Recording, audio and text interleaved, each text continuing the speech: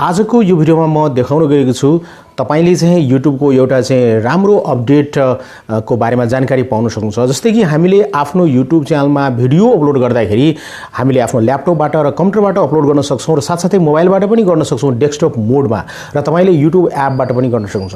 तर थाहा छ साथीहरु अहिले चाहिँ YouTube ले चाहिँ मोबाइल युजरको लागि खास गरेर एउटा यो अपडेट ल्याएको छ कि YT स्टुडियो जुन एप्लिकेसन रहेको छ त्यो एप्लिकेसनबाट पनि तपाईले चाहिँ आफ्नो भिडियोलाई सजिलैसँग अपलोड गर्न सक्नुहुन्छ। कसरी गर्ने यो जाननको लागि यो भिडियोलाई अन्तसम्म हेर्नुहोला।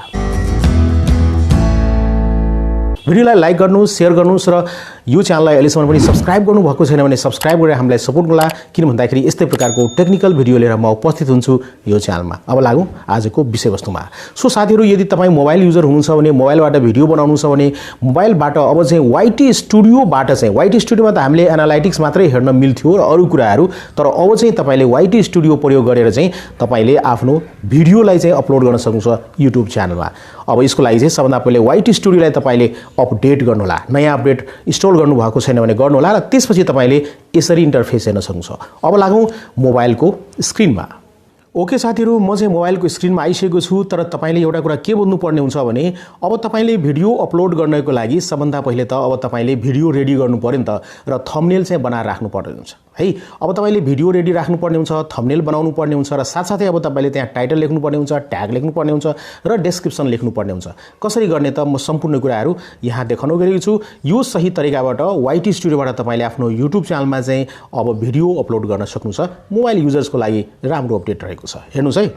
अब सबभन्दा पहिले यहाँ देख्न सक्नुहुन्छ YT स्टुडियो रहेको छ। तपाईले इन्स्टल गर्नु भएको छैन भने इन्स्टल गर्नुस् है। युट्युबरको लागि एकदमै महत्त्वपूर्ण यो चाहिँ एप्लिकेसन रहेको छ। गुगल प्ले स्टोरमा जानुस्, YT स्टुडियो सर्च गर्नुस् र तपाईले इन्स्टल गर्न सक्नुहुन्छ। अब इन्स्टल गरिसकेपछि देख्न सक्नुहुन्छ YT स्टुडियोलाई ओपन गर्नुस् है।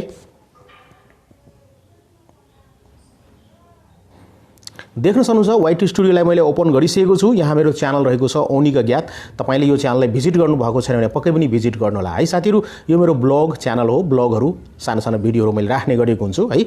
अब चाहिँ देख्न सक्नुहुन्छ सुरुमै रहेको छ प्लस, यहाँ चाहिँ बटन हेर्नुस् है, प्लस बटन रहेको छ। यहाँ चाहिँ देख्न सक्नुहुन्छ राइट साइडमा तपाईले आफ्नो च्यानलको लोगो देख्नुहुन्छ, बीचमा नोटिफिकेसन बेल रहेको छ र फर्स्टमा देख्न सक्नुहुन्छ यहाँ चाहिँ राइट साइडमा प्लसको संकेत रहेको छ। प्लसमा तपाईले टच गर्नुहोला। प्लसमा टच गरिसकेपछि तपाईले यहाँ चाहिँ विभिन्न प्रकारको भिडियोहरु हेर्न सक्नुहुन्छ हैन। तपाईको ग्यालरीमा रहेको छ र भिडियो तयारी गर्नु भएको छ भने तपाईले यहाँबाट अब अपलोड गर्न सक्नुहुन्छ। जस्तै यो भिडियो रहेको छ मेरो 3 मिनेट 12 सेकेन्डको भिडियो रहेको छ। यसलाई म यहाँ टच गर्छु। टच गरिसकेपछि देख्न सक्नुहुन्छ यहाँ चाहिँ प्रोसेसिङ भइरहेको छ र यहाँ देख्न सक्नुहुन्छ भिडियो यहाँ चाहिँ अब अपलोड भइरहेको छ। पक्कै पनि अहिले अपलोड भएको छैन। सबभन्दा पहिले त यहाँ चाहिँ मैले प्रोसेसिङ गरेको छु। अब यहाँ देख्न सक्नुहुन्छ तपाईले यहाँ चाहिँ एउटा पेन्सिलको आइकन रहेको छ। यहाँ देख्न सक्नुहुन्छ यो पेन्सिलको आइकनमा तपाईले टच गर्नुहोला र टच गरिसकेपछि अब तपाईले यहाँबाट थम्बनेल चाहिँ लगाउन सक्नुहुन्छ। जस्तै थम्बनेल पनि मैले रेडी गरिसकेको छु है। यहाँ चाहिँ थम्बनेल चुज गर्छु। थम्बनेलको लागि यहाँ मैले थम्बनेल रेडी राखेको छु। यसमा म टच गर्छु र देख्न सक्नुहुन्छ थम्बनेल यो रहेको छ, माई गार्डन ब्लग रहेको छ है। थम्बनेल आइसकेको छ, म डन गरिदिन्छु। यसरी तपाईले थम्बनेल चाहिँ देख्न सक्नुहुन्छ थम्बनेल अपलोड भइसकेको छ है। यहाँ आइसकेको छ है। अब चाहिँ यहाँ तपाईले देख्न सक्नुहुन्छ क्रिएट टाइटल है। टाइटल यहाँ टच गर्नुपर्ने हुन्छ। म यहाँ टाइटलमा टच गर्छु, माई लिटिल गार्डन भनेर। अब यहाँ चाहिँ किबोर्ड आउँछ ब्लग। देख्न सक्नुहुन्छ मैले टाइटल दिइसकेको छु। तपाईले पनि आफ्नो भिडियो अनुसारले टाइटल चाहिँ दिनु होला। टाइटल दिइसकेपछि अब देख्न सक्नुहुन्छ यहाँ चाहिँ हामीले एड डेस्क्रिप्सन, तपाईले यहाँबाट डेस्क्रिप्सन थप्न सक्नुहुन्छ। जस्तै कि यहाँ चाहिँ सबभन्दा पहिले म टाइटललाई यहाँ चाहिँ कपी गर्छु है। कपी गरिसकेपछि यहाँ चाहिँ डेस्क्रिप्सनमा म यहाँ पेस्ट गरिदिन्छु। देख्न सक्नुहुन्छ ओके। तपाईले पनि यो पेस्ट गर्नु होला र त्यसपछि यो तपाईले आफ्नो भिडियोको जुन बारेमा छ डिस्क्रिप्सन त्यो चाहिँ तपाईले लेख्नु पर्ने हुन्छ। कम्तिमा तपाईले 4-5 वटा सेन्टेन्सेसहरु यहाँ लेख्नु होला। राम्रो राम्रो ट्यागहरु राख्नु होला। जस्तै कि यहाँ चाहिँ म केही ट्यागहरु राख्न गइरहेको छु। सबभन्दा पहिले म त आफ्नो च्यानलको नाम चाहिँ यहाँ राख्छु है। यहाँ देख्न सक्नुहुन्छ यो च्यानलको नाम। अब यसरी नै तपाईले यहाँ ट्यागहरु लेख्नु पर्ने हुन्छ। डिस्क्रिप्सनमा अझ धेरै कुराहरु लेख्नु होला। मैले यति मात्र रहेको छु है। त्यसपछि म ब्याक गरिदिन्छु। ब्याक गरिसकेपछि अब तपाईले यहाँ देख्न सक्नुहुन्छ त्यसपछि तपाईले यहाँ भिजिबिलिटी देख्न सक्नुहुन्छ। अहिले चाहिँ तपाईको अनलिस्टेड राखिदिनुस् है। पछि एभ्रीथिङ ओके भएपछि तपाईले पब्लिश गर्न सक्नुहुन्छ हैन। अहिले चाहिँ मैले यहाँ चाहिँ अनलिस्टेड राखिदिएको छु है। त्यस्तैमा यहाँ चाहिँ अब मोनेटाइजेसन तपाईले यहाँ चाहिँ गरिदिनुस् हैन। देख्न सक्नुहुन्छ मोनेटाइजेसन अन गरिदिनुस्। यहाँबाट अन भइसकेको छ ओके। म ब्याक गर्छु। त्यसपछि यहाँ मोनेटाइजेसन अन गरिसकेपछि ओके यहाँ चाहिँ देख्न सक्नुहुन्छ ऑडियन्समा तपाईले छान्न सक्नुहुन्छ no it's not made for kid हैन। त्यसपछि यहाँ चाहिँ देख्न सक्नुहुन्छ प्लेलिस्टमा तपाईले एड गर्न सक्नुहुन्छ। यहाँ चाहिँ प्लेलिस्टमा यो ब्लग राखिदिन्छु, भिडियो राखिदिन्छु हैन। त्यस्तै नै यहाँ यति राखिदिन्छु र यहाँ डन गरिदिन्छु। त्यसपछि यहाँ अर्को रहेको छ देख्न सक्नुहुन्छ शॉर्ट्स रिमिक्सिङ। यहाँ चाहिँ यो तपाईले चाहनुहुन्छ भने एलाउ गरिदिनुस् हैन, होइन भने तपाईले यहाँ डोन्ट एलाउ गर्न सक्नुहुन्छ है। म ब्याक गरिदिन्छु र त्यसपछि यहाँ चाहिँ देख्न सक्नुहुन्छ त्यसपछि कमेन्ट तपाईले यसको चाहिँ म अन गरिदिन्छु कमेन्टलाई है। कमेन्टलाई अन गरिदिसकेपछि अब त्यसपछि अर्को रहेको छ यहाँ चाहिँ त्यसपछि यहाँ चाहिँ म अपलोडमा टच गरिदिन्छु साथीहरु। अपलोडमा टच गरिदिसकेपछि देख्न सक्नुहुन्छ यहाँ चाहिँ अपलोड भइरहेको छ है। देख्न सक्नुहुन्छ केही छन् हामीले वेट गर्नुपर्ने हुन्छ। यहाँ अपलोडिङ 9 मिनेट्स लेफ्ट यहाँ रहेको छ। यी सम्पूर्ण 100% यहाँ चाहिँ हुन दिनुपर्ने हुन्छ।